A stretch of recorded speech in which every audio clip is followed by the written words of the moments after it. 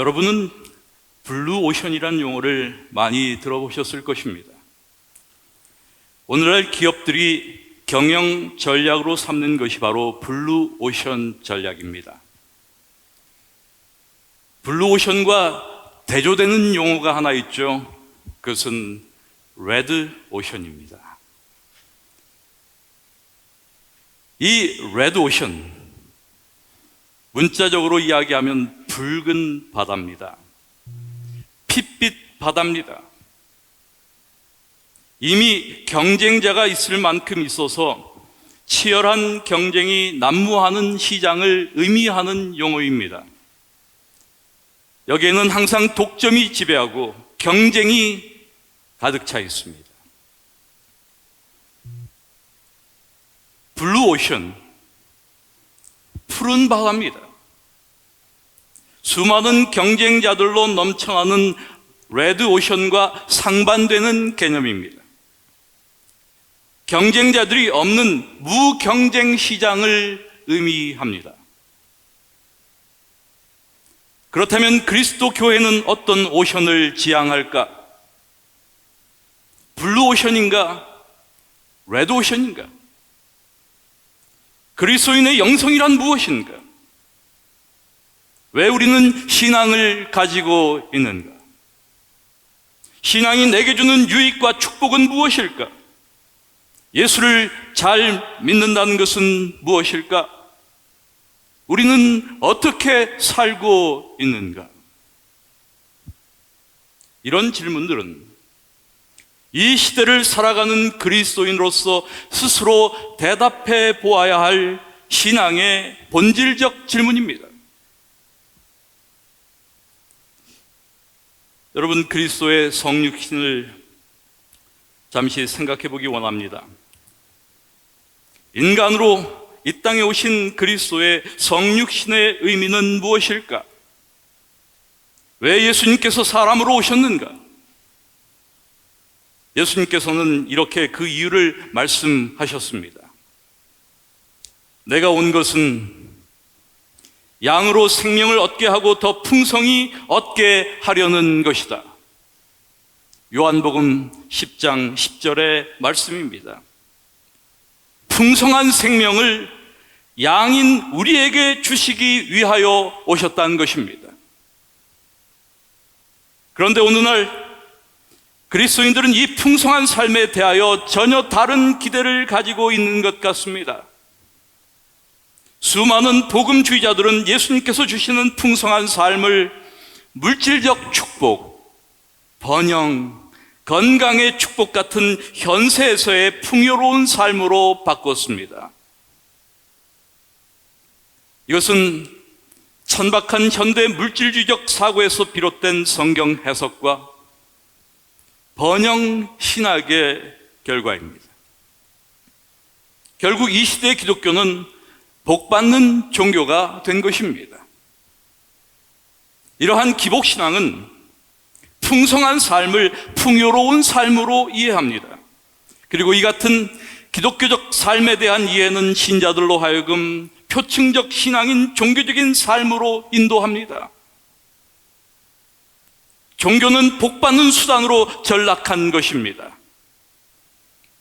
신앙이란 외형만 갖추면 되는 것이 되었습니다. 이러한 종교적인 삶을 살아가는 사람도 안식일이면 교회에 와서 예배를 드립니다. 헌금도 드립니다. 대부분의 종교적 행사에 참여합니다. 그러나 진정 그리스도를 닮는 그분의 제자가 되는 일에는 별 관심이 없습니다. 자신의 내면적 삶에 대한 성찰이 없습니다. 그리스도의 성품을 담고자 하는 열망이 없습니다. 변화에 대한 갈망도 없습니다. 진정으로 하나님을 두려워하지도 사랑하지도 않습니다. 신앙이나 종교는 그저 장식품 정도에 지나지 않습니다. 그저 이 공동체 안에서 말 듣지 않게 조심하고 자신의 삶이 신앙적으로 보이도록 포장합니다. 그럼에도 불구하고 축복은 갈망합니다. 사실 제가 쪽집게 과외를 할 수 있어요. 이 원 포인트 레슨 제가 할 수 있어요. 하나 해드릴까요? 무슨 레슨이냐고요? 어떻게 하면 신앙 좋은 사람처럼 되는지, 어떻게 하면 신앙 좋은 사람처럼 되는지 제가 쪽집게 과외할 수가 있어요. 원 포인트 레슨 오늘 할까요?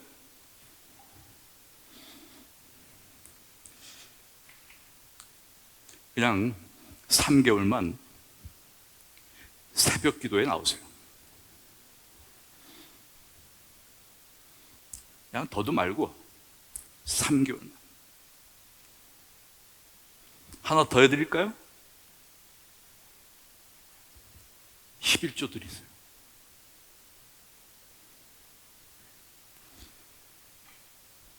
여러분, 신앙 좋은 사람처럼 되는 것, 그거 어렵지 않습니다.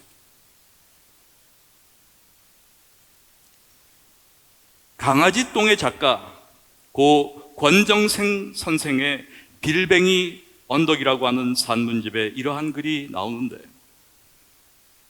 정말 많은 것을 생각하게 했습니다. 나는 예수를 믿는 사람이다. 그러나 예수를 사랑하지는 못했다.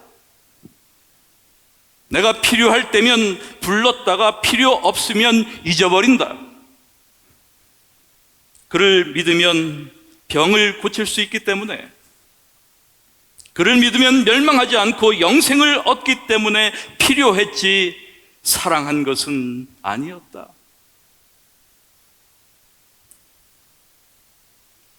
이거 읽다가 그런 생각이 들었어요. 생각해 보니까 꼭 저 같아요. 저도 그랬어요. 자주 예수를 잊어버렸습니다. 그분을 깊이 사랑하지 못했습니다. 이 시대의 기독교인들의 표층적이며 종교적인 삶에 대한 통찰을 보여주는 그런 글이 아닐 수 없습니다. 사랑하는 여러분, 우리는 어떤 신앙을 가지고 있습니까? 예수를 믿기는 하지만 그를 사랑하지는 않는 신자는 아닙니까? 그가 필요해서 믿기는 하지만 사랑하지는 않는다면 우리의 신앙은 표층적이며 종교적인 삶에 지나지 않습니다. 이것은 영적인 삶이 아닙니다. 물론 이와 같은 종교가 전적으로 하나님 없는 삶이라는 이야기는 아닙니다. 그러나 이러한 종교 생활에 계신 하나님은 대체로 하나의 배경에 지나지 않습니다. 그분을 마치 필요에 따라 우리 마음대로 이용할 수 있는 존재로 취급하는 것이죠. 다시 말해서 우리는 하나님을 내가 근원적으로 대면해야 할 분으로 여기는 것이 아니라 내가 필요한 어떤 것이든 제공해주는 그런 존재로 취급하는 것입니다. 불행하게도 정도의 차이는 있을지언정 우리는 이러한 종교적인 삶에 너무 익숙합니다. 이러한 종교적인 삶과 어떠한 어려움에도 그리스도를 따르며 하나님과 생명에 대한 열정으로 충만한 영적인 삶은 언제나 대비됩니다. 여러분, 영적인 삶이란 심층적 신앙입니다. 그것은 그리스도를 본받는 삶이며 하나님을 기쁘시게 하는 삶입니다. 내적 성찰과 하나님에 대한 깊은 깨달음이 있는 삶입니다. 그래서 영적 삶을 추구하는 이들은 늘 깨우침을 갈망합니다. 하나님이 진정 어떤 분이신지, 그분이 원하시는 것이 무엇인지, 내가 어떤 존재인지, 내가 지금 어떤 모습인지, 내가 지금 어디로 가고 있는지, 이렇게 자기를 성찰하며 자기 자신을 부인하고 나를 따르라는 주님의 말씀에 온전히 순종하는 삶을 지향합니다. 여러분, 깨우침이 없는 종교나 신앙에서는 아무것도 기대할 것이 없습니다. 아무런 변화가 일어나지 않습니다. 예수를 아무리 오래 믿어도 그냥 똑같아요. 주님의 피가 우리 살과 뼈와 정신에 배지 않는다면 주님을 믿는다는 고백은 얼마나 허망한 것일까? 주님이 우리와 무슨 상관이 있을까?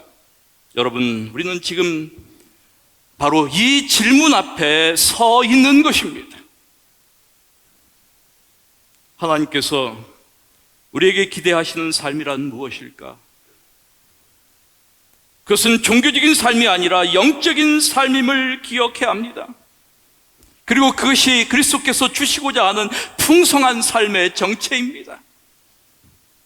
오늘 우리는 주님께서 주시고자 하는 그 풍성한 삶의 실체를 사도 바울의 말씀을 통해 생각해 봅니다. 무엇이 풍성한 삶을 가져다 주는지, 어떻게 우리는 그리스도를 닮을 수 있는지, 그리스도의 종교가 진정 무엇인지, 그리스도의 종교의 실체를 보고자 하는 것입니다. 빌립보 2장 1절부터 5절의 말씀입니다. 여러분은 그리스도인으로서 서로 격려해 줄 마음가짐이 되어 있습니까? 여러분은 나를 도울 마음이 우러날 만큼 나에 대한 사랑이 있습니까? 우리가 함께 성령을 받았고 주님 안에서 형제가 되어 있다는 참다운 의미를 알고 있습니까? 여러분의 마음에 애정이 있고 동정심이 있습니까? 그렇다면 서로 사랑하고 서로 마음을 열어 화합하십시오. 한 마음과 한 생각과 한 목적을 가지고 함께 일하여 내 마음을 기쁘게 해 주십시오. 자기 본의가 되거나 남에게 과장된 행동을 하지 말고 겸손하게 남을 존중해 주십시오. 자기 이익만을 추구하지 말고 남에게도 눈을 돌려 그들이 하는 일에 관심을 가지십시오. 그리스도 예수께서 여러분에게 보여주신 자세를 본받으십시오. 우리에게 익숙한 말씀으로 다시 읽는다면, 너희 안에 이 마음을 품으라. 곧 그리스도 예수의 마음이니. 여러분, 우리가 본받아야 할, 우리가 품어야 할 예수의 마음, 그것은 어떻게 나타날까? 그 예수의 마음은 나눔으로 나타납니다. 나눔, sharing. 이것은 그리스도의 종교의 첫 번째 특징이기도 합니다. 우리가 아는 대로 예수님께서는 자기를 비워 종의 형체를 취하셨습니다. 하나님이신 예수님께서 인간이 되신 성육신이야말로 가장 극적인 나눔의 형태입니다. 그분은 인간이 되심으로 그분의 신성을 우리와 나누셨습니다. 그래서 우리를 형제라 부르기를 부끄러워하지 않으셨습니다. 예수께서는 이들을 형제들이라고 부르기를 부끄러워하지 않으셨다. 히브리 2장 11절의 말씀이에요. 우리의 복음서에 기록된 예수님의 행적을 통하여 그분의 나눔의 모습을 보게 됩니다. 마태복음 14장 19절의 말씀이죠. 무리를 명하되 잔디 위에 앉히시고 떡 5개와 물고기 2마리를 가지사 하늘을 우러러 축사하시고 떡을 떼어 제자들에게 주시매 제자들이 무리에게 주니. 마태복음 26장 26절의 말씀입니다. 저희가 먹을 때 예수께서 떡을 가지사 축복하시고 떼어 제자들을 주시며 가르칠 때 받아 먹으라. 이것이 내 몸이다. 여러분, 여기에 그리스도교의 독특성이 있습니다. 다른 어떤 종교에서도 발견할 수 없는 모습입니다. 그것은 신이 인간에게 떡을 떼어주는 장면입니다. 교회는 이런 그리스도의 모본을 따라 행하는 것입니다. 이것이 초대 교회의 모습이었습니다. 저희가 사도의 가르침을 받아 서로 교제하며 떡을 떼며 기도하기를 전혀 힘썼다. 떡을 떼며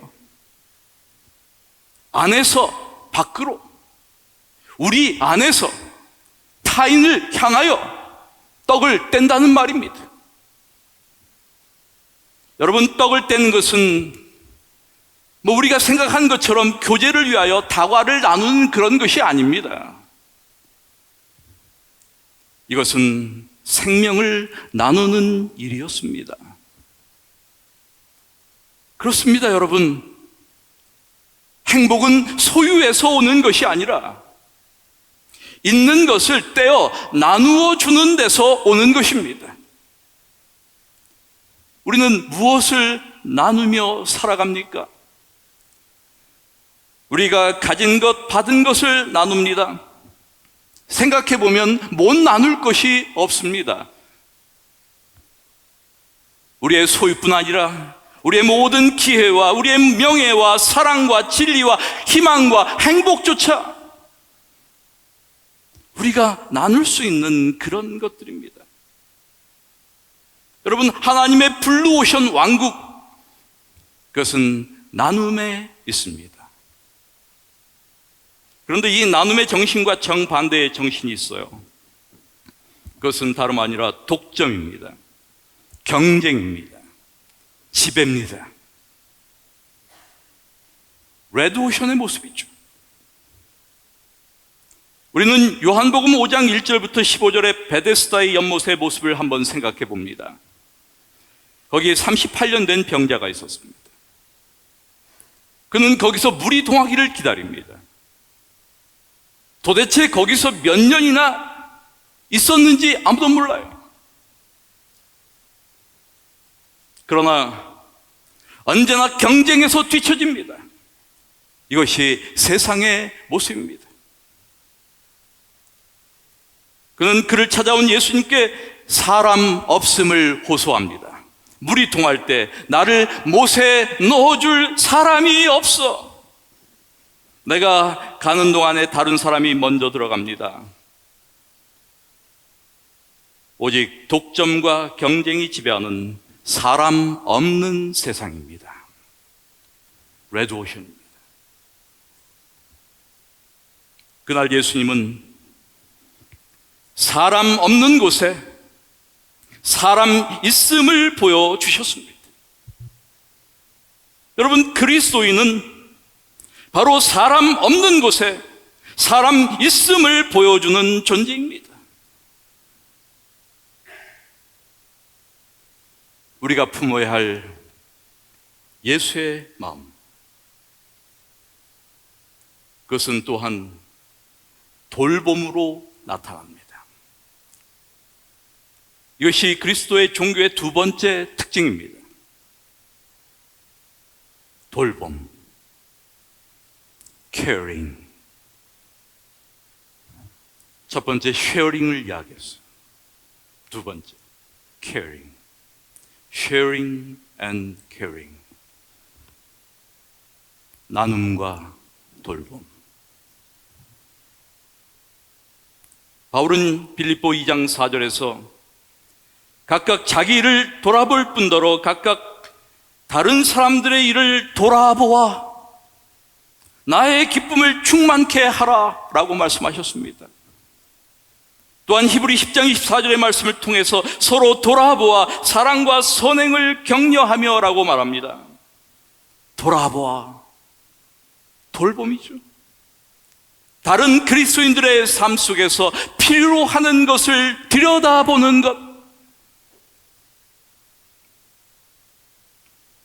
여러분, 돌봄과 반대되는 개념은 다름 아니라 무관심과 냉담입니다. 돌봄은 동료 인간을 향하여 눈을 돌리는 것입니다. 그리고 돌봄은 모호하지 않습니다. 진정한 돌봄은 무관심과는 이런 의미에서 거리가 멉니다. 그것은 냉담과는 반대입니다. 그것은 사랑과 선행을 통하여 이루어진 것입니다. 우리는 사실 일반적으로 돌보는 것을 약자를 향한 강자의 태도, 힘없는 사람을 향한 힘 있는 자의 태도, 가지지 못한 사람에 대한 가진 사람의 태도로 보는 경향이 많아요. 그러나 형제에 대한 사랑에서 이런 교만한 모습을 발견할 수가 없습니다. 참된 사랑, 그것은 상대의 자리, 그 아픔 속으로 들어가는 것입니다. 역시 돌봄의 모범은 예수님이십니다. 예수님은 아들을 잃은 나인성 과부의 슬픔을 함께 하셨기에 그의 아들을 살려주셨습니다. 마르다와 마리아의 슬픔과 함께 하셨기에 나사로를 무덤에서 일으키셨습니다. 돌봄은 이처럼 이웃의 고통과 슬픔에 함께하는 것이며 상대의 처절한 필요에 함께 공감하는 것을 의미합니다. 그리고 돌봄은 큰 일에만 해당되는 것이 아닙니다. 그것이 비록 작은 일일지라도 돌봄은 바로 상대에 대한 사심없는 관심과 배려에서 시작됩니다. 여러분, 남을 돕는 것은, 남을 돌보는 것은 결코 손해가 아닙니다. 다른 사람을 돌봄으로써 자신이 돌봄을 받기 때문입니다. 돌봄을 통해 우리는 삶의 가치와 의미를 깨닫고 앞으로 자신이 어떤 삶을 살아야 하는가를 의식하게 되는 것이죠. 그러므로 돌봄을 통해 서로 함께 성장하고 발전하는 것입니다. 그래서 아브람, 요수아, 헷셀은 사람은 누군가의 동료가 되고 남들을 보살핌으로 성숙해진다 라고 말했습니다.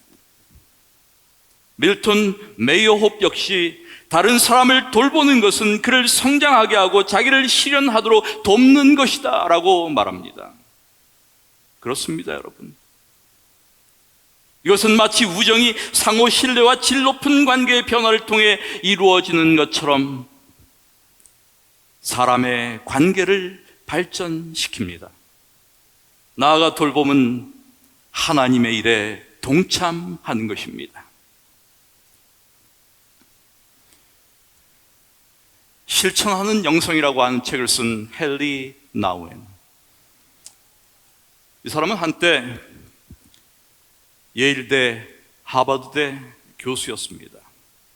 그런데 그가 모두가 귀하게 여기는 대학 교수직을 버리고 데이브레이크라고 하는 공동체에서 장애인들을 위하여 봉사하는 삶을 살았습니다.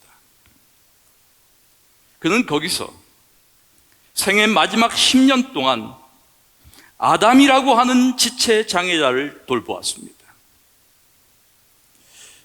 그런데 여러분, 그의 봉사의 위대함은 그가 대학 교수를 다 치우고 가서 많은 장애자들을 돌본 그것이 아닙니다.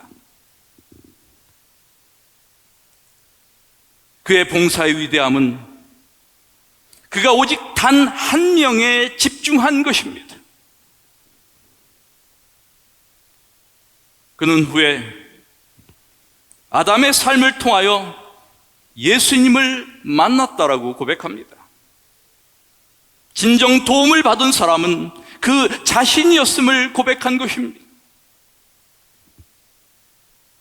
여러분, 돌봄이 함축하는 것, 그것은 개인주의 신앙 형태에 대한 배격을 의미합니다. 이웃에 대한 책임을 말하는 것입니다.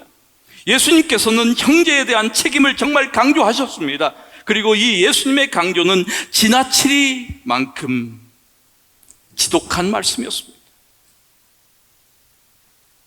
누구든지 나를 믿는 이 소자 중 하나를 실족해 하면 차라리 연자맷돌을 그 목에 달리고 깊은 바다에 빠뜨리는 것이 낫다. 너무 지독한 말씀 아닙니까? 삼가 이 소자 중에 하나도 업신여기지 말라. 너에게 말하니 저희 천사들이 하늘에서 하늘에 계신 내 아버지의 얼굴을 항상 뵙는다. 이와 같이 이 소자 중에 하나라도 이뤄지는 것은 하늘에 계신 너희 아버지의 뜻이 아니다.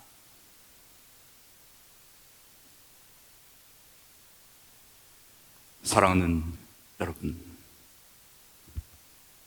교회는 이러한 돌봄이 이루어지는 장소가 되어야 합니다. 사랑과 선행이 격려되는 장소가 되어야 합니다. 하나님의 블루오션 왕국입니다. 사도 바울은 레드오션 교회의 모습을 이렇게 묘사합니다.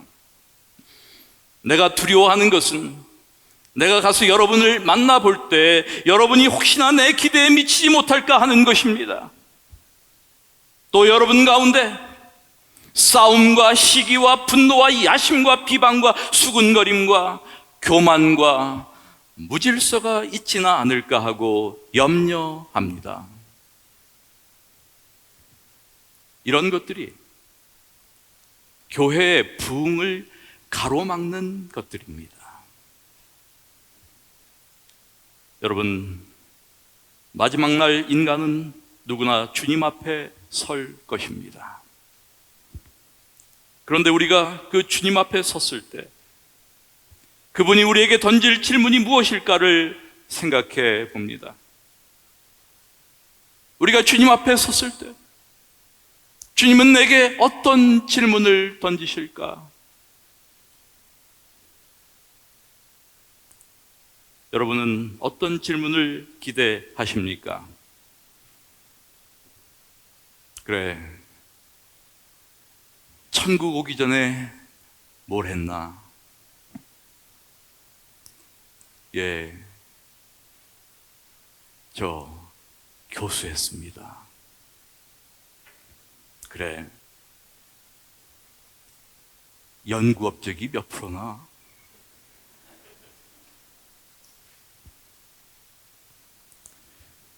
책은 몇 권이나 썼지?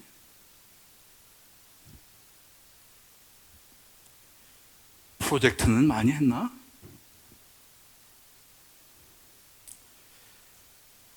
목사라고 했더니 교회를 얼마나 성장시켰지? 침례는 몇 명이나 줬나? 사업을 했다고 하니까 돈은 많이 벌었나? 안식일과 11조 잘 드렸어? 여러분, 이런 거 물으실까요? 주님은 이런 질문 안 하실 겁니다. 그러나 이런 질문을 하신다면 아주 자신 있게 대답할 수 있는 사람들도 많이 있을 것 같아요. 할 말이 많이 있어요. 제가 이렇게 했습니다, 주님. 그러나 아무도 이런 질문을 받지 않을 것입니다. 우리가 정작 마주할 질문, 그것은 아마 평소 답변 준비가 극히 소홀했던 부분이 될 것입니다. 그리고 우리가 예상할 수 있는 그 질문은 바로 내 형제 중 지극히 작은 자에게 한 일이 무엇이냐? 라는 물음이 될 것 같습니다. 여러분, 이 질문은 이 땅에 나그네가 있고 굶주리고 헐벗고 병든 사람이 있고 감옥에 갇힌 사람이나 망명자나 노예처럼 산 사람들이 있고 신체적으로나 정신적으로 장애를 겪고 있는 사람들이 있고 일자리가 없거나 집이 없거나 땅 한 평 없는 사람들이 있는 한 심판의 보좌에서 결코 떠나지 않을 질문입니다. 그런데 우리는 그 질문에 두 귀를 막고 있어요. 예수님은 내 형제 중 지극히 작은 자에게 한 일이 곧 나에게 한 일이라고 말씀하셨는데, 이것은 그리스도를 따르는 우리가 이 세상에서 어떤 삶을 살아야 하는가를 보여주는 말씀인데, 그리고 그것은 낮아짐과 섬김에서부터 비롯되는 것인데, 왜 우리는 이런 예수님의 질문에 대하여 별로 중요하게 생각하지 않고 살아야 할까?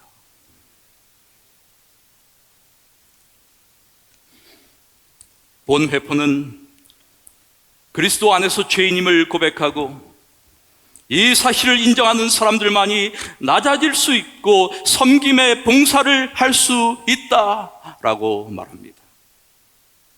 물론 그가 원형으로 삼은 분은 예수 그리스도십니다. 그리스도는 하늘의 영광을 버리고 이 땅에 내려오심으로써 낮아지셨고 사람들의 천대를 받고 십자가에 죽기까지 낮아지셨습니다. 예수님이 그런 삶을 사셨는데 우리 또한 그러해야 한다는 것이 본회포의 이야기입니다. 낮아진 자는 섬길 수 있고 섬기는 자는 낮아져야 한다. 주님도 이 땅에서 이런 모습의 삶을 사셨고 우리도 어려움을 당한 형제와 이웃들에게 그런 모습의 삶을 살아야 하지 않을까? 그리스도가 우리의 모본이 되시기 때문에 그리스도처럼 죄 없는 완전한 삶을 살아야 한다고 죄 없는 완전을 부르짖는 사람들의 어리석음이 바로 여기에 있습니다. 그리스도가 우리의 모본이라고 하는 말의 의미가 무엇입니까? 그것은 하나님의 자비하심을 본받는 것입니다. 돌봄을 실천하고 나눔을 실천하는 것입니다. 그것은 시각적인 문제가 아닙니다, 여러분. 그 작은 자들을 귀하게 섬기는 것이 예수를 섬기는 것이기 때문입니다. 사랑하는 여러분, 이제 주님의 관심으로 돌아가야 할 때입니다.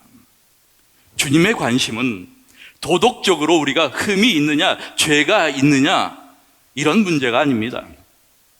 죄의 문제는 이미 주님께서 다 용서하신 것들입니다. 주님의 관심은 우리가 지극히 작은 자들, 외면해도 되는 자들을 돌아보았느냐라고 하는 것입니다.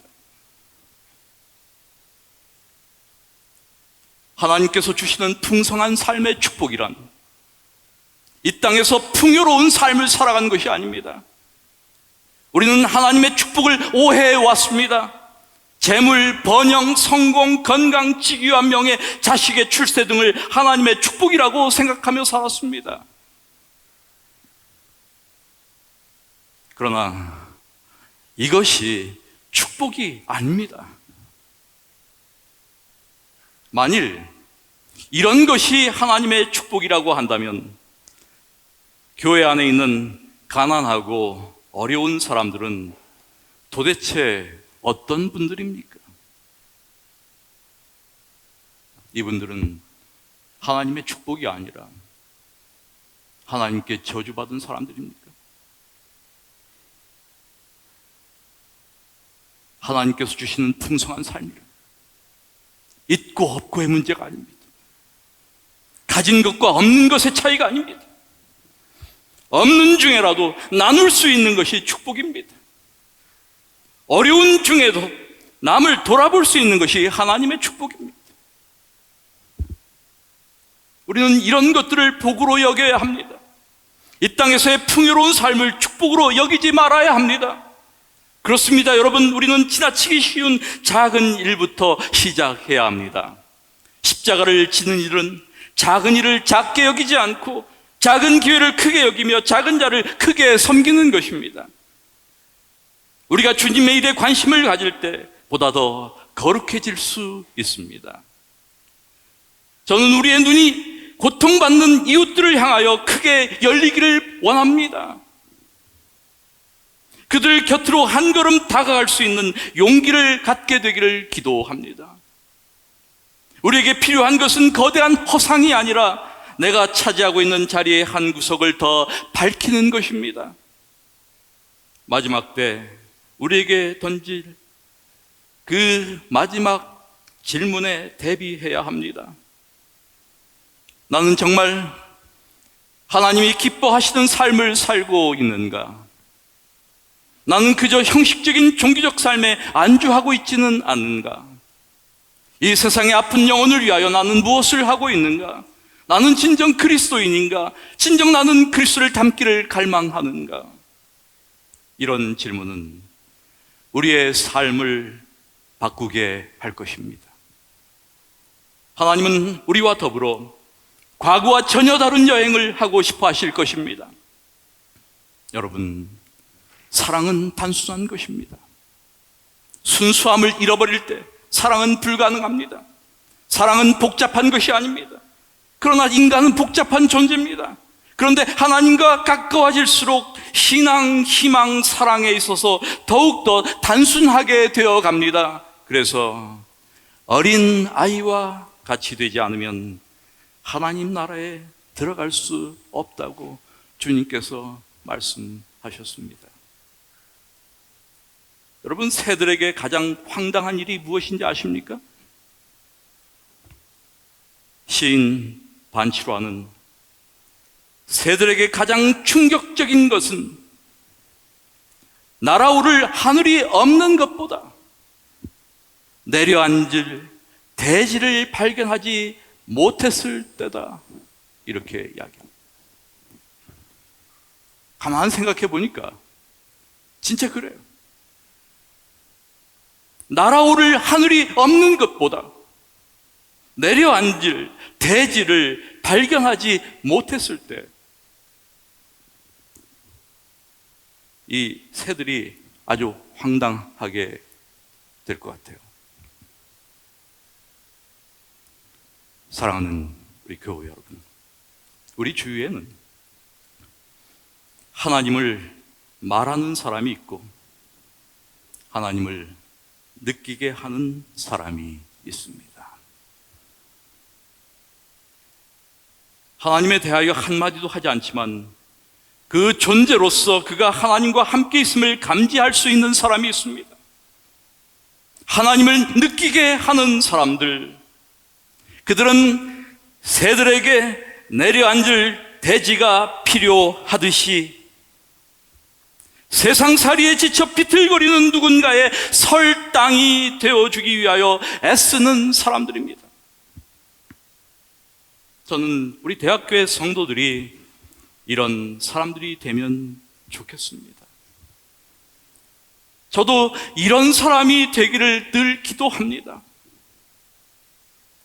사람들을 사랑으로 대하며 우리의 가진 것을 나누고 돌보아야 했던 우리의 지난 시간들을 떠올리며 우리가 해야 할 작은 사랑의 일들을 실행에 옮기는 삶이 이제 우리 안에서 시작되기를 이 시간 기도드립니다. 말씀을 마칩니다.